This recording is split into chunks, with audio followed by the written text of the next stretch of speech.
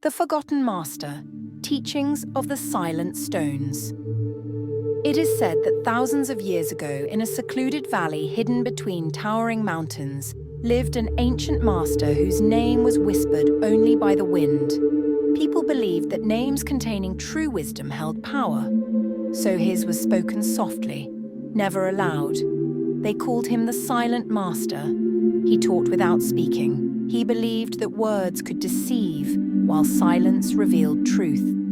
Speech fills the mind, he often wrote, but silence opens it.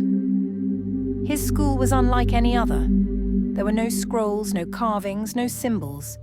Instead, the valley was filled with stones, large and small, stacked or placed in patterns that only the patient could understand. Every stone represented a lesson, but none of them spoke. The student had to listen in stillness. One legend tells of a young man who came from a distant village, exhausted from the chaos of his life. He traveled for days through storms, dry lands, and the shadows of his own fears. When he finally reached the valley, he found the master seated silently on a large boulder, eyes closed, unmoving like time itself. The young student waited.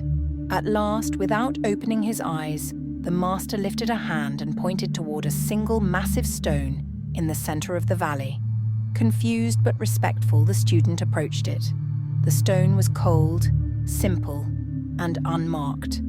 But around it he noticed others, scattered, stacked, leaning, all different in size and direction. Still silent, the master finally spoke. Observe, every stone carries a truth, but a stone does not speak. To understand, the heart must fall quiet.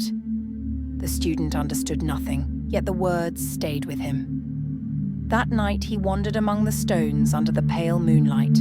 Their shadows stretched across the ground, merging with his own. In that moment, he understood the master's first teaching. One must meet their own shadow before they can value the light. The next morning, the master brought him to a cluster of smaller stones.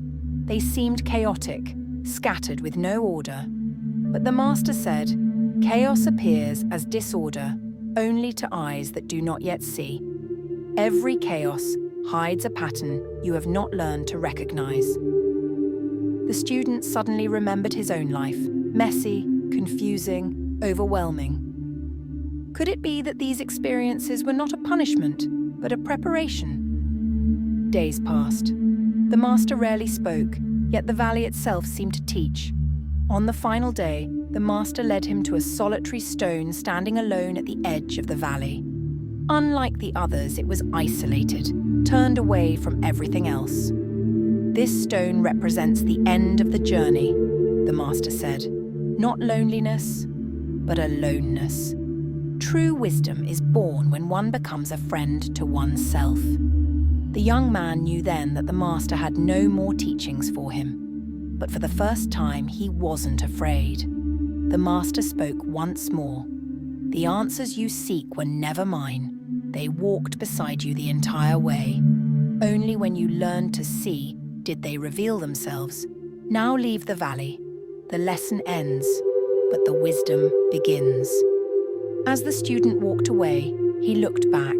The master had returned to silence, blending again with the stones, but the valley no longer looked like a pile of rocks. It looked like a map of the human soul: shadow, chaos, order, light, journey, and transformation. The legend says that anyone who leaves that valley becomes, in time, a silent stone master themselves, because wisdom grows in silence, and every traveler carries their own stones along the path.